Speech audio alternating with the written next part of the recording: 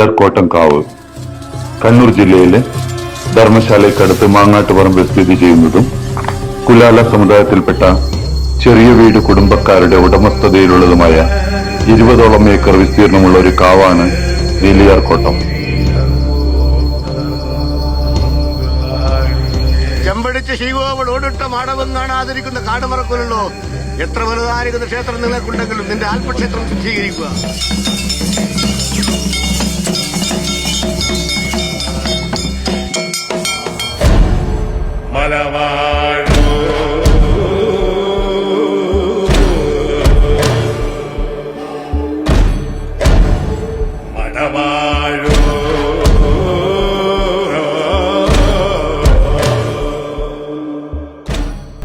നീലി എന്ന അതിസുന്ദരിയും ബുദ്ധിമതിയുമായ യുവതി അന്നത്തെ ഒരു നാടുവാഴിയാൽ കൊല്ലപ്പെടുന്നു.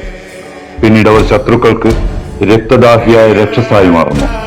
തന്റെ പേരിൽ ചുമത്തപ്പെട്ട ആരോപണം തെറ്റാണെന്ന് സമൂഹം തിരിച്ചറിയുകയും പിന്നീട് സ്വാധിയായ പുലയകന്യക ഏവർക്കും ആരാധ്യയായ ദേവതയായി തീർന്നു എന്നതാണ് ഒരു വിശ്വാസം.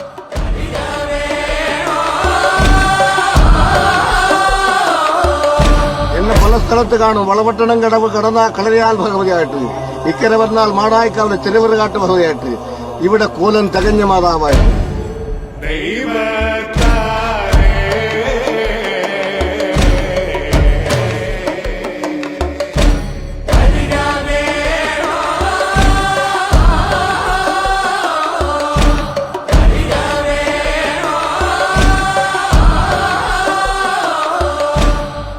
ആർഭാടമില്ലാതെ കാടന്തിനും തോന്നിപ്പെട്ടോ.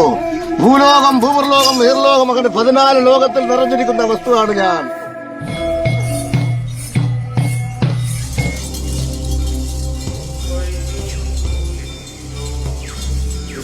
സ്നേഹമയ്യായ അമ്മയുടെ രൂപം പ്രാപിച്ച നീലി കാളക്കാട്ട് ഇല്ലത്തിലെ തന്ത്രി കൊട്ടിയൂർ നിന്ന് മടങ്ങുമ്പോൾ ഒരുമിച്ച് പോരുകയും മാങ്ങാട്ടുപറമ്പിലെത്തിയപ്പോൾ അവിടെ നരിയും പശുവും വളരെ സാഹോദര്യത്തോടെ ഒരുമിച്ച് കഴിയുന്നതായി കണ്ട് ഏറ്റവും സ്വസ്ഥവും സമാധാനവും തരുന്ന ഈ പ്രദേശത്ത് ഇനിയുള്ള കാലം കുടികൊള്ളാമെന്ന് തന്ത്രിയെ അറിയിക്കുകയും ചെയ്തു.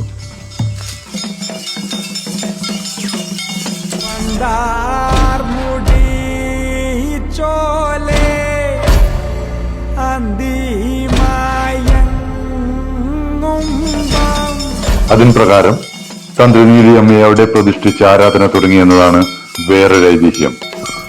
വടക്കേ മലബാറിന്റെ ഗിരിദേവത കൂടിയായ ശ്രീ നീലിയമ്മയുടെ ആരാധന സ്ഥലങ്ങളാണ് നീലിയാർകോട്ടങ്ങൾ.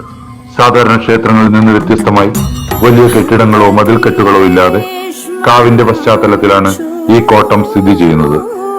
ഭീമാകാരമായ മരങ്ങളും വള്ളിച്ചെടികളും നിറഞ്ഞ പ്രകൃതിദത്തമായ ഈ കാവ് തന്നെയാണ് ദേവിയുടെ ഇരിപ്പിടമായി വിശ്വസിക്കപ്പെടുന്നത്. നീലിയാർകോട്ടത്തിലെ ഏറ്റവും വലിയ ആകർഷണം അവിടുത്തെ തെയ്യാട്ടമാണ്. നീലിയാർകോട്ടത്തിൽ വർഷത്തിൽ ഭൂരിഭാഗം ദിവസങ്ങളിലും ഭക്തർ മുൻകൂട്ടി ബുക്ക് ചെയ്യുന്നതിനനുസരിച്ച് തെയ്യം നടക്കാറുണ്ട്.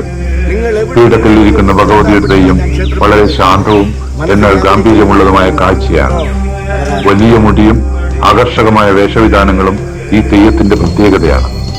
ഭഗവതിക്ക് പട്ടുംതാലിയും സമർപ്പിക്കുന്നതും പായസ നിവേദ്യവുമാണ് പ്രധാന വഴിപാടുകൾ. കണ്ണൂരിന്റെ സാംസ്കാരിക പൈതൃകവും പ്രകൃതി ഭംഗിയും ഒന്നുപോലെ അനുഭവിക്കാൻ കഴിയുന്ന അപൂർവം ഇടങ്ങളിൽ ഒന്നാണ് നീലിയാർകോട്ടം.